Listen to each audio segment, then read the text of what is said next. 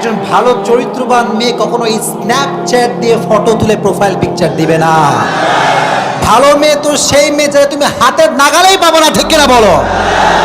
Diamond সহজে পাওয়া যায় না, আর যেগুলো সস্তা এগুলো খালি ঘুরে বেড়ায়। অমুকের অ্যাঞ্জেল প্রিয়া আছে না নাই? তারপরে আছে আবার কত রকমের যে নাম, অ্যাঞ্জেল সাদিয়া, মানে অভাব নাই। আর এরা তো মাশাআল্লাহ একখান পাইলে হয়।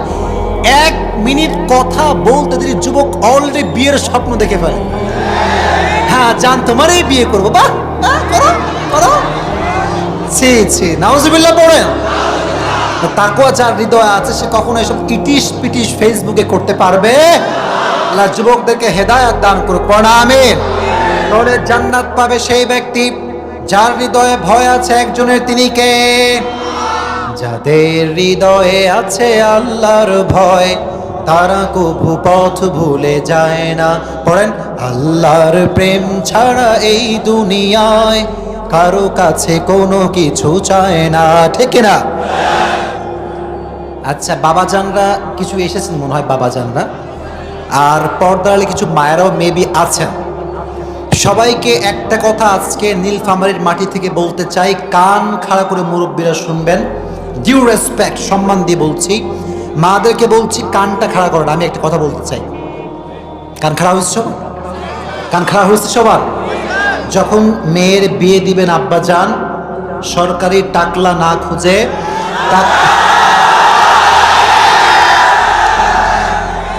যেই ছেলের হৃদয়ে আল্লাহর ভয় আছে চোখ বন্ধ করে বিয়ে দিয়ে দেন।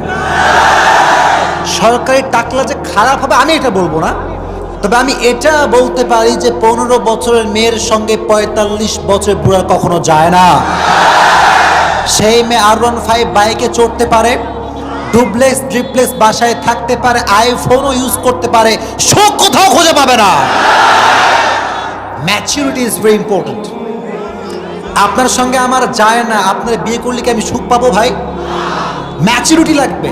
কোথায় সেই বাপ বয়সের বুইড়া?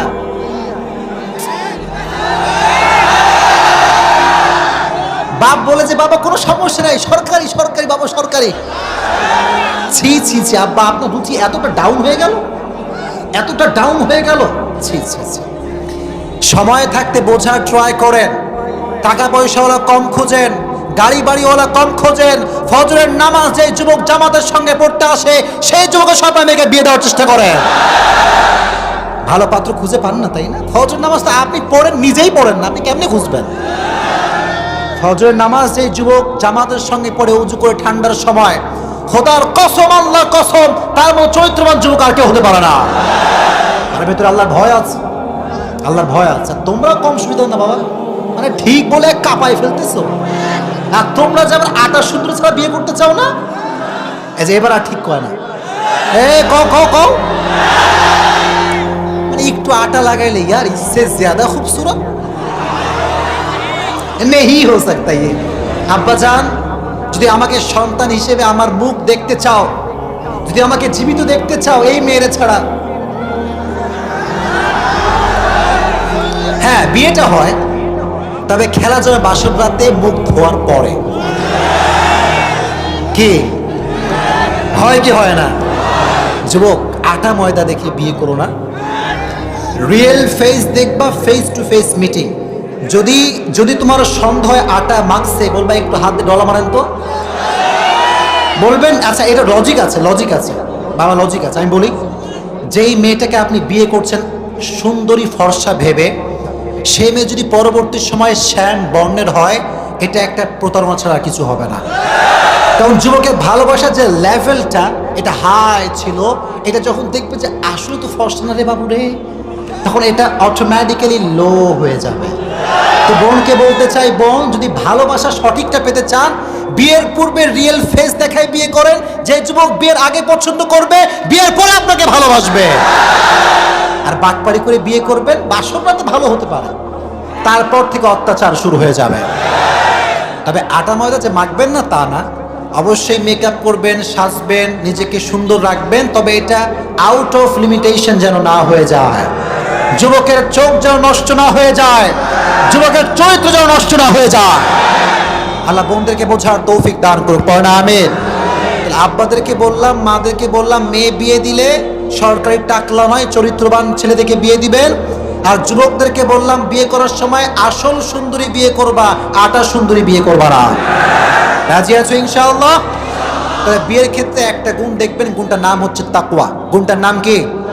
তাহলে প্রিয় ভাই, আমি যে বলছিলাম, কথা কি বোঝা যায়? পয়েন্টগুলো কি বোঝা যায়? তাকওয়া আছে যার, জান্নাত আছে তার। সুবহানাল্লাহ পড়ে। তবে এই মুত্তাকি বান্দার 5টি গুণ রয়েছে। বামের ভাইরা তো কথাই করে দেখতেছে। কয়টা ভাই? যদি কোনো যুবক মুখস্থ করতে পারো আর আমাকে আজকে বলতে পারো এই হাজার হাজার মানুষের সামনে, আমি তোমাকে অবশ্যই টাকা পুরস্কার দেবো ইনশাআল্লাহ। না, আমি বেশি বড় লোক না, তবে কিছু টাকা আমার পকেটে আছে আর কি। তোমরা সবাই মুখস্থ করবা, ঠিক আছে ইনশাআল্লাহ? 1 নাম্বার মুত্তাকি বান্দার গুণ, الذين ينفقون في السراء والضراء والكاظمين الغيظ। 1 নাম্বার গুণ হলো মুমিন বান্দা সচ্ছল অবস্থায় থাকুক কিংবা অসচ্ছল অবস্থায় থাকুক, সে দান করবে একজনের জন্য। তিনি কে? আল্লাহর জন্য দান করবেন। ফ্রি মোশন নামে একটা ছেলে আছে, নাম শুনছেন না সবাই? আচ্ছা আচ্ছা, তোমরাই বলো, এই যে ফেসবুকে এত ফাউল ফাউল কন্টেন্ট, এই মাইয়ারা উল্টাপাল্টা করে না? এই এরা আবার কমেন্ট করে, আপু একটা রিপ্লাই প্লিজ, একটা রিপ্লাই আপু প্লিজ।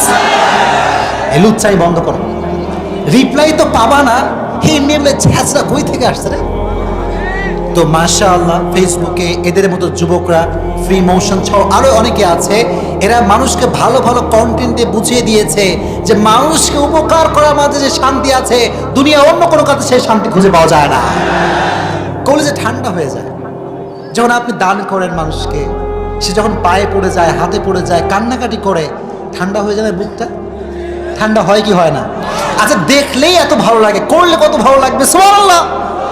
আল্লাহ বলছে এই তো কথা, সুখে থাকুক কিংবা দুঃখে থাকুক, সচ্ছল কিংবা অসচ্ছল হোক, দান করার দরকারটা আছে না নাই? পৃথিবীতে সবচাইতে বড় ফকির হচ্ছে সে যে ফকিরের কাছে ক্ষমা চায়। দেন একটু, বলে বাবা ক্ষমা চাই, খুচরা টাকা নাই। কি টাকা নাই?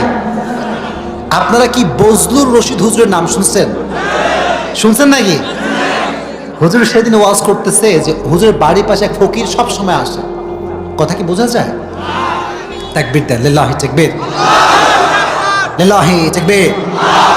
ফকিরটা সব বাসা থেকে ভিক্ষা নেয়, মাঝখানে 2টা বাসায় কোনোদিনও ভিক্ষা চায় না।